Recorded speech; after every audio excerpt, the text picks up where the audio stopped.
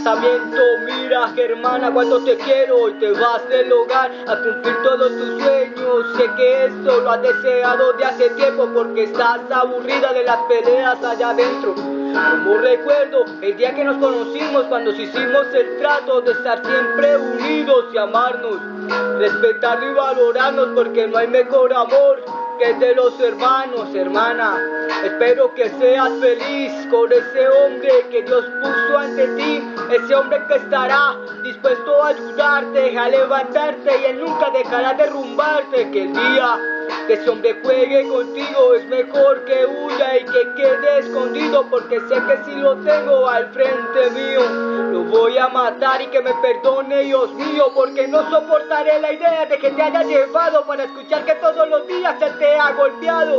Ese hombre me está dejando infeliz, porque se está llevando la mitad de mi vivir.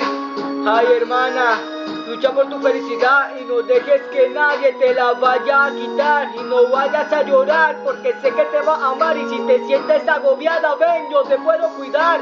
Ahora le hablaré a ese tipo y le contaré lo que hemos vivido. Le hablaré de todas las cosas que hemos querido, y espero que siempre esté dispuesto a vivirlo. Ey, parcero, ame a esta mujer así como yo, que siempre la amaré, la cuidaré y la apoyaré en todo, porque si ella es feliz así, pues su felicidad la añoro. Tú, parcero, me has demostrado que eres el hombre que ella ha anhelado, y ha rechazado muchos hombres por conseguir el mejor amor con el que ella pueda vivir, y por fin ha cumplido su objetivo, porque ya la ha escuchado y ha mandado a ese tipo, ese hombre con el que pueda vivir, y ese hombre debe hacerla feliz. Hey, hermana, acuérdate del mañana, acuérdate que hemos querido tener una cabaña, un lugar hermoso para poder descansar, pasarla con nuestras familias y nuestros papás. Hermana, espero que seas profesional, verte triunfar, eso es lo que debes lograr. Debes estar siempre en la cima y no dejar que ninguno se te monte encima, porque tú debes luchar por todo lo que deseas, y él te debe ayudar. Él debe estar dispuesto a ayudarte, o si no, ¿para qué se puso a llevarte?